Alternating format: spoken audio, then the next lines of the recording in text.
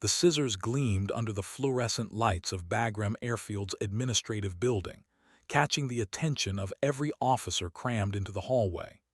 Major General Marcus Garrett held them with theatrical precision, his jaw set in that particular expression senior officers wore when they decided to make an example of someone. The woman standing at attention before him hadn't blinked in 40 seconds.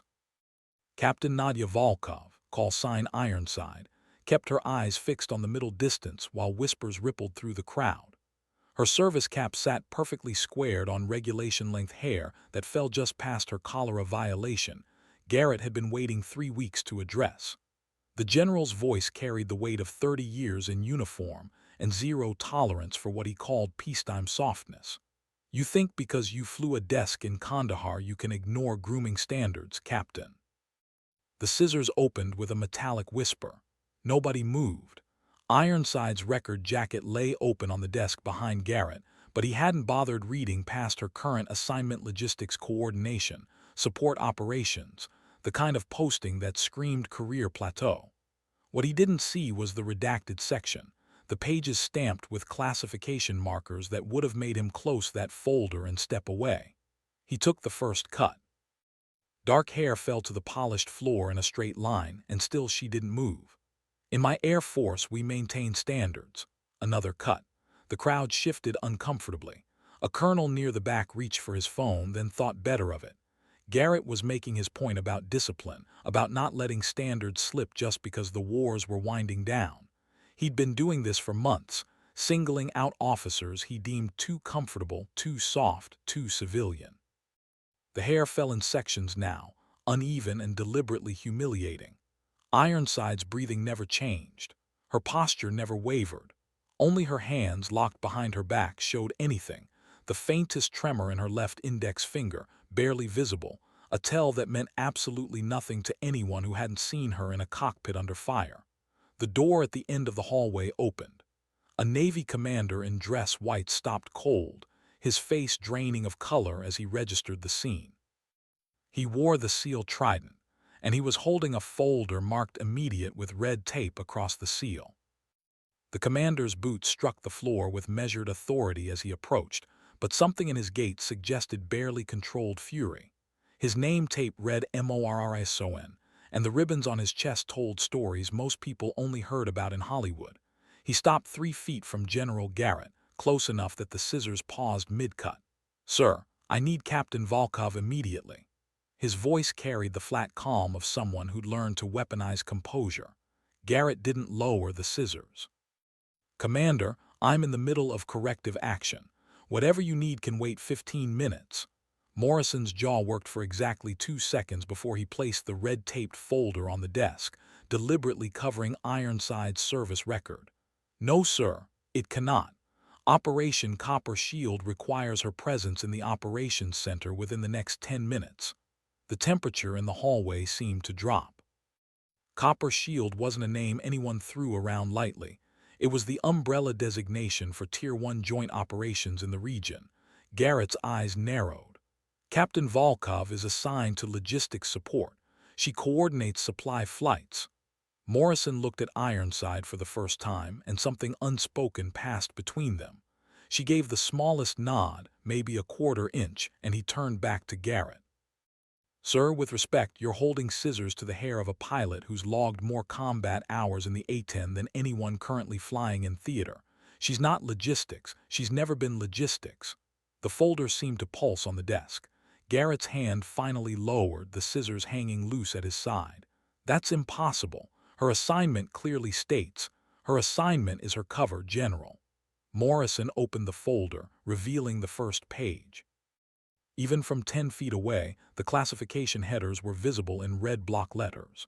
"Captain Volkov has been flying night CAS missions for JSOC task forces for the last 8 months. Her logistics job is what we tell people who don't have clearance." The hallway had gone absolutely silent. Garrett's face shifted through several shades of red as he scanned the document. Ironside still hadn't moved, but her eyes had finally shifted, just slightly, to meet Morrison's gaze. The colonel who'd reached for his phone earlier was now very deliberately studying the ceiling tiles. Why wasn't I informed? Garrett's voice had lost its theatrical edge. Morrison retrieved the folder.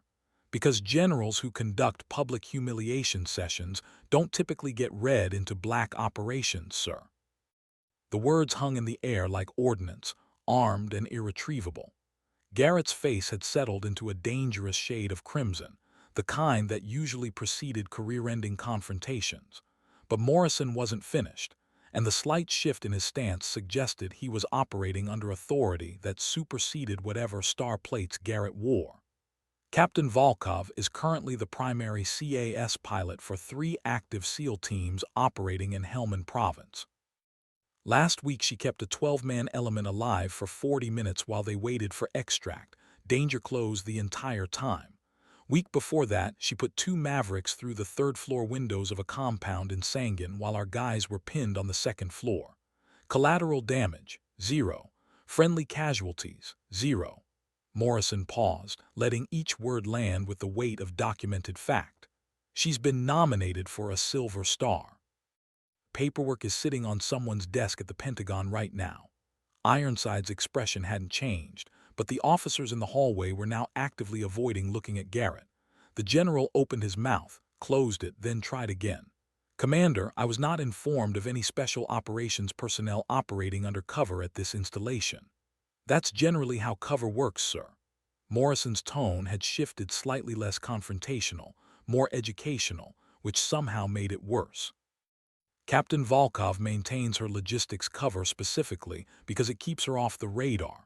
She flies at night, comes back before dawn, and spends her days pushing papers so that nobody asks questions about why an A-10 pilot is burning through ordnance at triple the normal rate.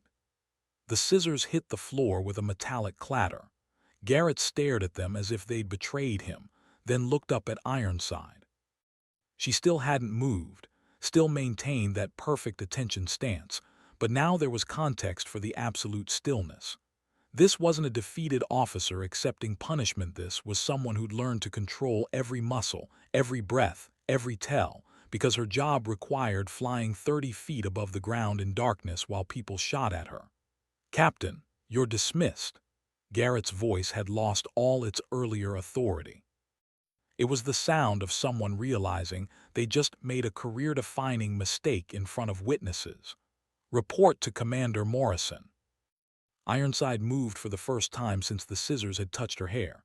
She executed a perfect about-face, her uneven haircut catching the fluorescent light, and fell into step beside Morrison. They made it 5 paces before Garrett spoke again. Captain Volkov. They stopped. Sir. Her voice was neutral, professional, completely devoid of emotion. I apologize. The words seemed physically painful. I should have reviewed your complete file.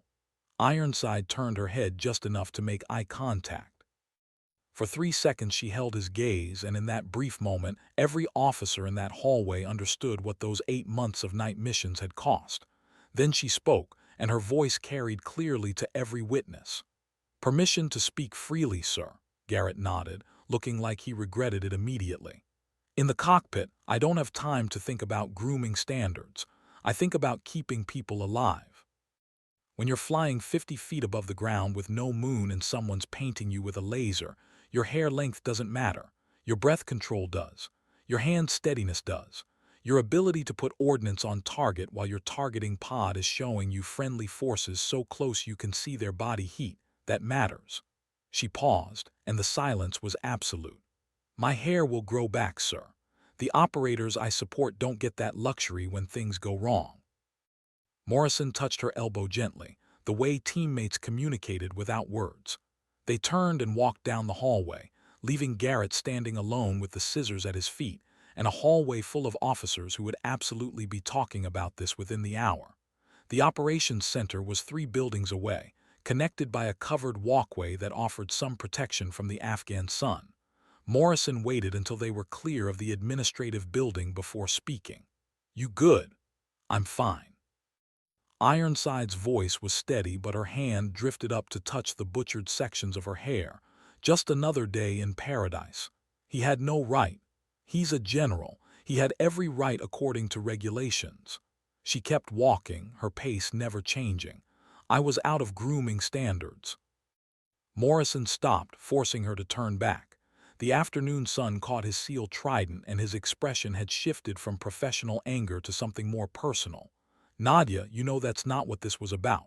The use of her first name broke something in her careful composure just for a moment. It's always about something, Cade. Standards, discipline, making examples, it doesn't matter.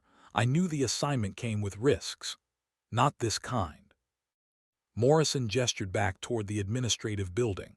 That was targeted humiliation. He's been doing it for weeks, finding officers he thinks have gone soft, making public spectacles. Intel says he's gunning for another star and thinks discipline crackdowns play well with certain circles at the Pentagon. Ironside touched her hair again, an unconscious gesture. Well, he picked the wrong person this time. That's what I'm worried about. Morrison started walking again, and she fell into step beside him. This gets out and it will get out. There were 20 witnesses. You become a story. The pilot who got her hair cut by a general who turned out to be flying black ops the whole time. Media will love it. I don't want to be a story. Too late. That folder I dropped on his desk. That was your operation summary for the last 8 months. Every mission, every danger close call, every bomb you've put on target. Your SEAL Silver Star nomination is in there too. Morrison pulled open the door to the operations center. Command wanted him to see exactly what he was doing before you had to respond. They wanted witnesses. The operations center hummed with controlled activity analysts at workstations, drone feeds on overhead monitors, the constant low chatter of radio traffic. A Navy captain looked up from a display showing the Helmand province, noted Morrison's expression, and simply pointed toward the back briefing room. Inside, 3 men were waiting. 2 wore Army Special Operations uniforms with subdued patches. The third was a colonel with Air Force wings and enough ribbons to suggest he'd been around since the First Gulf War. All 3 stood when Ironside entered. The colonel spoke first. Captain Volkov, I'm Colonel Ramsey, commander of the 455th Expeditionary Operations Group. These are Master Sergeants Chen and Brooks from Task Force Dagger. He gestured to a chair. Please, sit. Ironside sat, her military bearing automatic despite everything. Morrison took position behind her, his presence clearly deliberate. Ramsey didn't waste time on pleasantries. What happened in that hallway 20 minutes ago was unacceptable. General Garrett will be receiving an official reprimand. Your cover, unfortunately, is now compromised beyond repair. He slid a tablet across the table. This is effective immediately. You're being reassigned to overt special operations support. No more logistics cover. You'll be operating directly with JSOC elements under Joint Command Authority. Chen leaned forward, his weathered face showing the kind of concern teammates reserved for each other. We pushed for this, Captain. After the Sangin mission, every team in the province wanted you on their tasking orders. But Command wanted to maintain your cover, keep you available for operations where we needed deniability. That option is gone now. Brooks nodded. The teams know you as Ironside. They trust you. But pulling you out of the shadows means new protocols, new oversight, and honestly, probably more scrutiny than you're used to. Ironside processed this, her hands folded carefully on the table to hide any tremor. And the Silver Star nomination, moving forward. Ramsey's tone suggested this wasn't negotiable. The mission in Helmand where you kept that SEAL element alive for 40 minutes while they extracted a high-value target, that's going in the permanent record. No redactions, no classification holds. The Navy wants it public. Why? The question came out sharper than she intended. Morrison answered. Because you saved 12 lives that night, including mine. Because the gunship that was supposed to be on station had mechanical issues and you were the only asset available. Because you flew through ground fire in a terrain mask so tight your wingtips were clearing rock faces by less than 10 meters.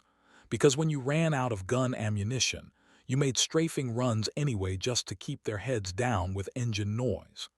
His voice had gone quiet, intense. Because I watched your gun camera footage, Nadia. I watched you thread that aircraft through a valley at night with no margin for error.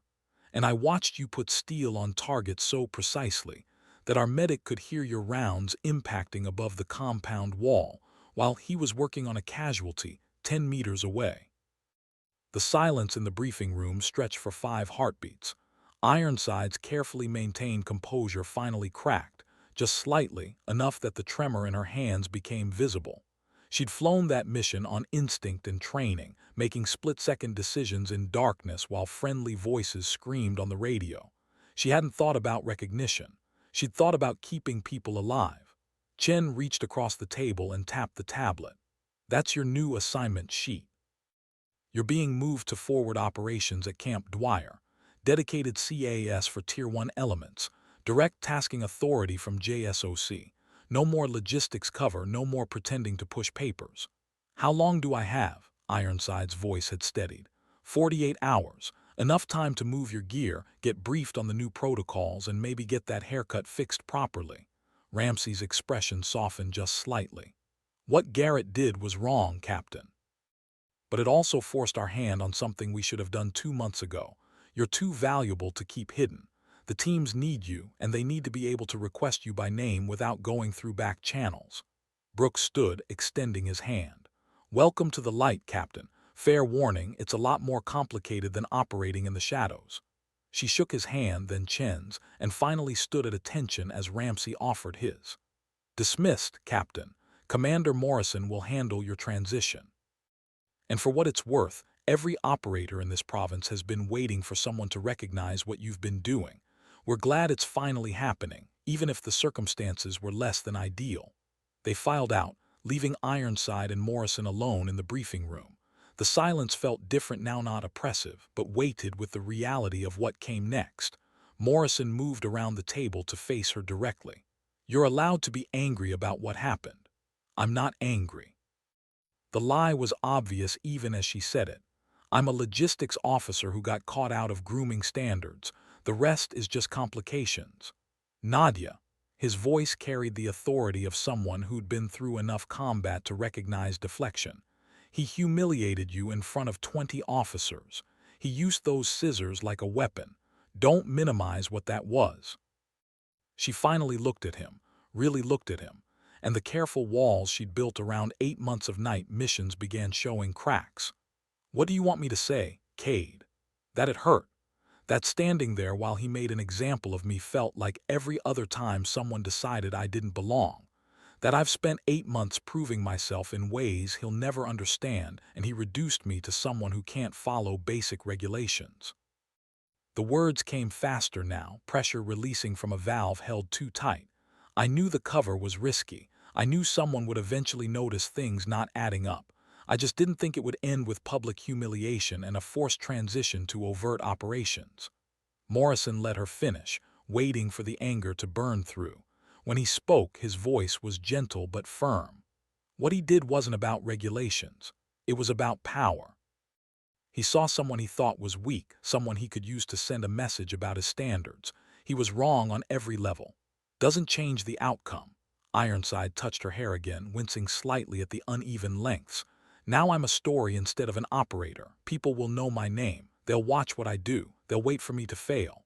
They'll watch you succeed." Morrison moved to the briefing room window, looking out over the operations center. "Those teams out there, they already know your name. Ironside isn't just a call sign to them. It's a promise that when things go bad, when the night is dark and the enemy is close, there's someone above them who won't flinch.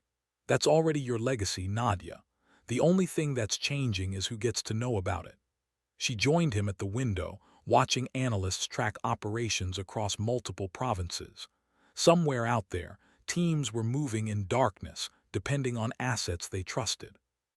For 8 months she'd been one of those assets, invisible but essential. Now the invisibility was gone, but maybe Morrison was right. Maybe the essential part remained. "What if I'm not ready for this?" The admission cost her something to make. Morrison's reflection in the window showed a slight smile.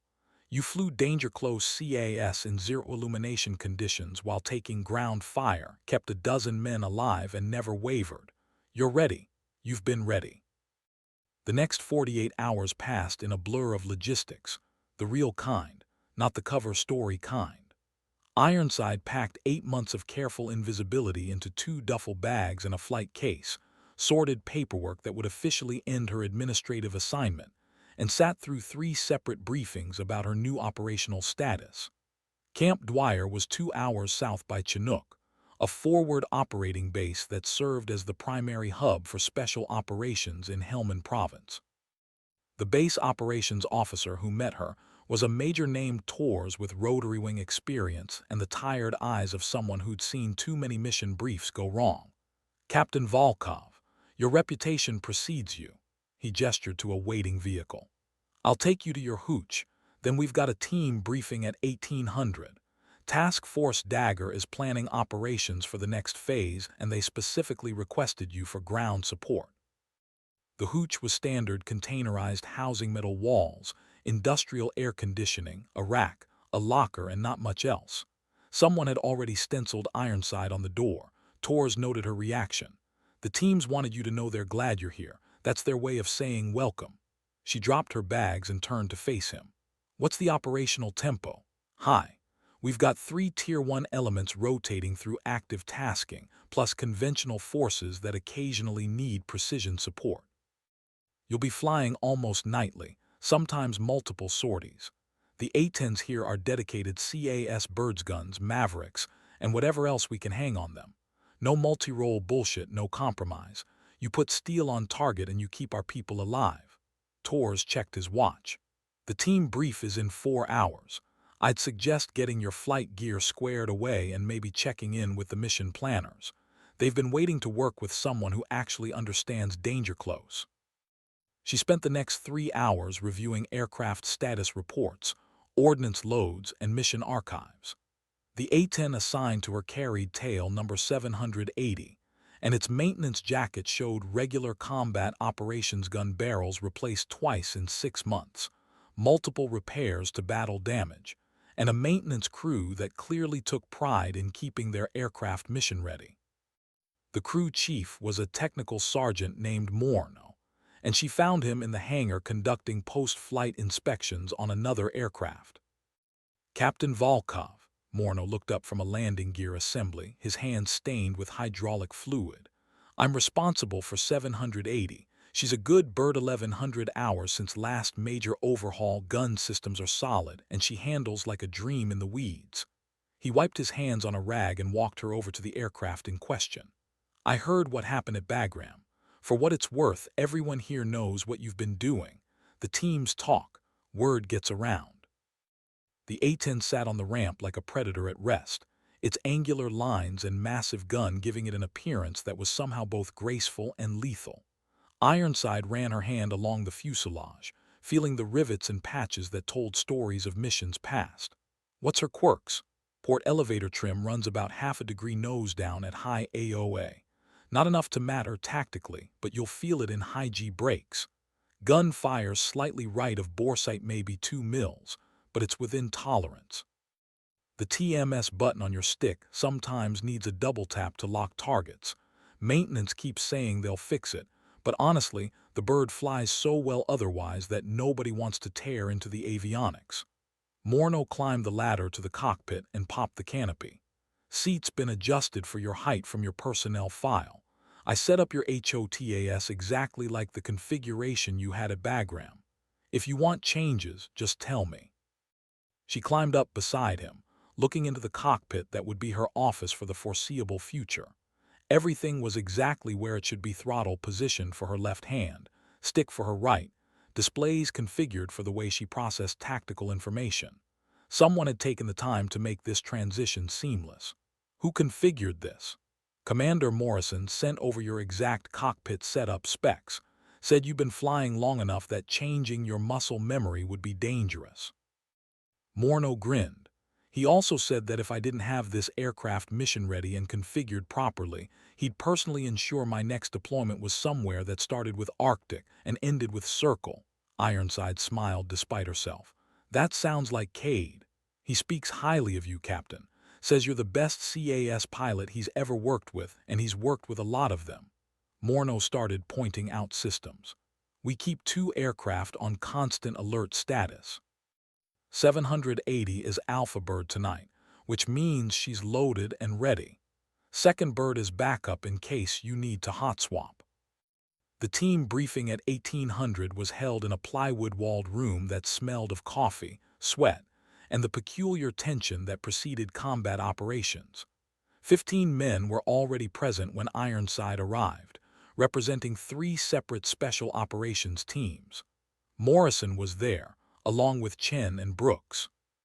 The rest were a mixture of SEALs, Army Special Forces, and Air Force combat controllers, the kind of operators who existed in the gray spaces between conventional warfare and covert action. The room fell quiet when she entered. Not uncomfortable quiet, but the focused silence of professionals acknowledging someone they respected. Morrison gestured to an empty chair at the front. "Gentlemen, Captain Nadia Volkov, call sign Ironside." For those who haven't worked with her directly, she's the pilot who's been keeping your teammates alive for the last 8 months. As of now, she's permanently assigned to support Tier 1 operations in this province. A master sergeant in the back spoke up, his accent marking him as somewhere from the deep south. "Captain, we worked together on the Sangin mission, though you probably didn't know it at the time. I was the team leader pinned on that second floor. I've been waiting 8 months to say thank you for those 2 mavericks through the third-floor windows." She nodded acknowledgement, keeping her expression neutral. "Just doing my job, Sergeant. Ma'am, with respect, your job doesn't usually involve putting precision munitions through specific windows while friendlies are directly below the target. That was skill." He paused. "That was art." Others murmured agreement. Morrison pulled up a map on the projector screen, showing Helmand Province divided into sectors. "Current situation. We've got 3 active operations planned for the next 72 hours. Operation Gridiron is a direct action raid targeting a high-value individual in Marja. Operation Serpent is a reconnaissance insert near the Kajaki Dam. Operation Thunder is a quick reaction force on standby for contingencies." He highlighted each area as he spoke. All 3 operations require dedicated CAS. Conventional fire support is available as backup, but the mission profiles require someone who can operate in close proximity to friendlies, process multiple radio nets, and make split-second decisions when things go dynamic. That's why Captain Volkov is here. Chen took over the briefing, pulling up detailed tactical maps. Gridiron launches in 36 hours. 8 operators, compound penetration, expected resistance of 15 to 20 fighting-age males with small arms and possible RPGs. The compound is in an urban area with significant civilian population in adjacent structures. Rules of engagement are strict: no collateral damage, no compromise.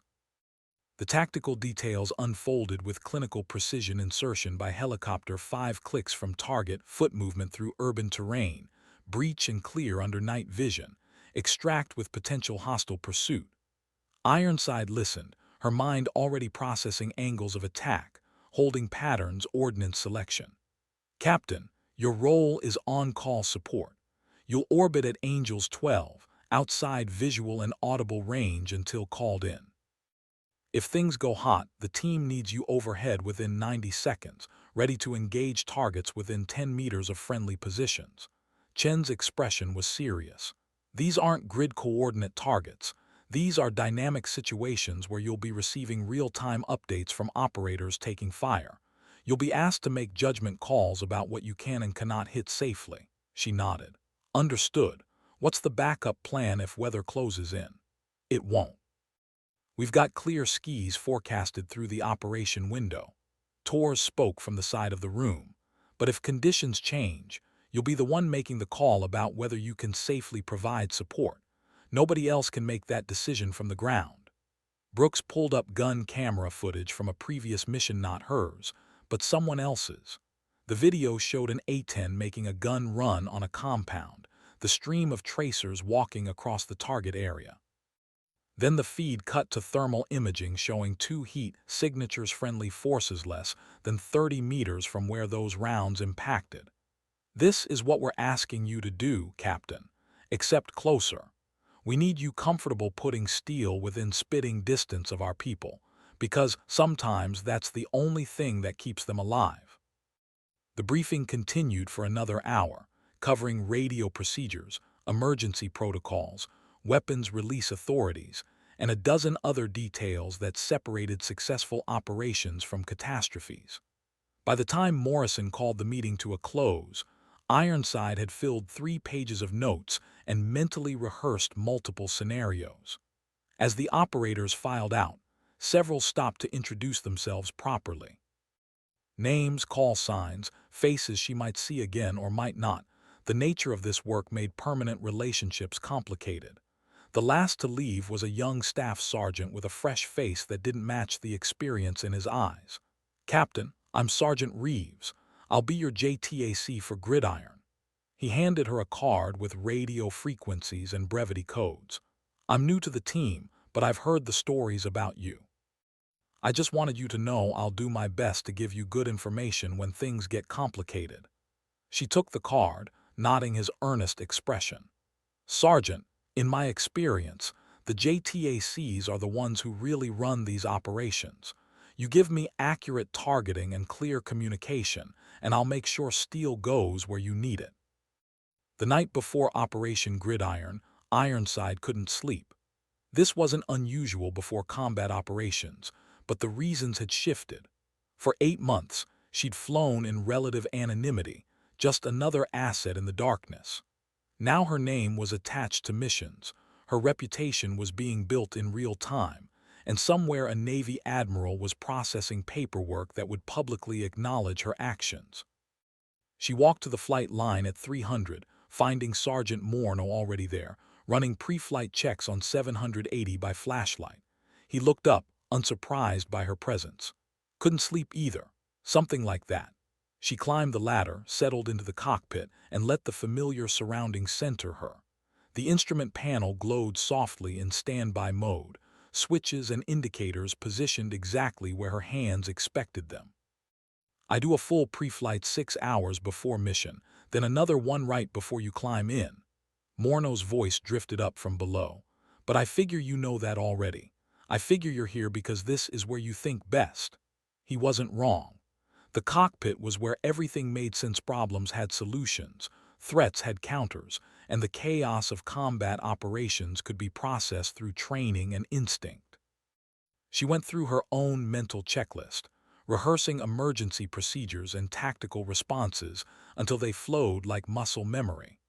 Dawn came slowly, painting the Afghan sky in shades of orange and gold. The morning brief was scheduled for 800, giving the team time to rest before the operation launched at 2200 that night. Ironside spent the day reviewing maps, studying satellite imagery of the target compound, and memorizing the terrain features that would matter when she was flying at low altitude in darkness. Tours found her in the operations center at 1400 still studying displays. "Captain, you need to eat and rest. You're no good to anyone if you're running on empty." "I'm fine, sir." "That's an order, Captain. 4 hours in your hooch minimum. The mission brief is at 1800. I need you sharp, not exhausted." She complied, returning to her containerized housing and attempting to sleep. It came in fits and starts, interrupted by mental rehearsals of attack runs and the phantom sound of radio calls. At 1730 she gave up, showered, and began the ritual of preparing for combat operations. Flight suit, survival vest, sidearm, G-suit, harness. Each piece of equipment went on in specific order, checked and rechecked. By the time she walked to the briefing, she felt centered, focused, ready. The final mission brief covered details she'd already memorized, but hearing them aloud from Reeves, the JTAC, made them concrete. Timeline: insert at 2200 local, movement to target 40 minutes, breach at 2300, expected time on target 15 minutes, extract no later than midnight. He pointed to the compound on the display. "You'll hold overhead at Angels 12 in a racetrack pattern. Radio call sign for tonight is Warhammer 7-1. I'm Dagger 2-6. If we call hot, you need to be overhead and ready to engage within 2 minutes." Morrison added context. "Intel suggests minimal resistance, but this target has surprised us before. If it goes loud, expect organized defense and possible reinforcements from adjacent compounds. Captain Volkov's authority for ordnance release is commander's discretion. If Dagger 2-6 calls a target, she's cleared hot immediately." Operators checked weapons, communications gear, and equipment with the quiet efficiency of people who'd done this hundreds of times. Ironside walked to the flight line, where 780 sat fueled and armed full-gun ammunition load, 4 Mavericks and illumination rockets for marking targets. Morneau waited beside the aircraft, his final checks complete. "She's ready, Captain. Gun systems are perfect. Maverick rails are hot, and I personally verified every round in your ammunition drum. You've got 1,174 rounds of 30 Mike, mixed ball and HEI. He handed her the aircraft logbook. "Bring her back safe." "I always do." She climbed into the cockpit, strapped in, and began her startup procedures. The engines spooled up with their characteristic whine, turbines building power until the whole aircraft thrummed with potential energy. Tower cleared her for takeoff at 21:30, giving her 30 minutes to reach station before the team inserted. The takeoff roll was smooth, the aircraft lifting off precisely at rotation speed. She climbed to 12,000 feet, configuring her systems for night operations. NVGs mounted and tested, targeting pods slaved to her helmet, weapons systems armed but safe. The desert scrolled below, dark and featureless under a quarter moon. At 2200, her radio crackled. "Warhammer 7-1 Dagger 2-6. Team is feet dry moving to target." Reeves'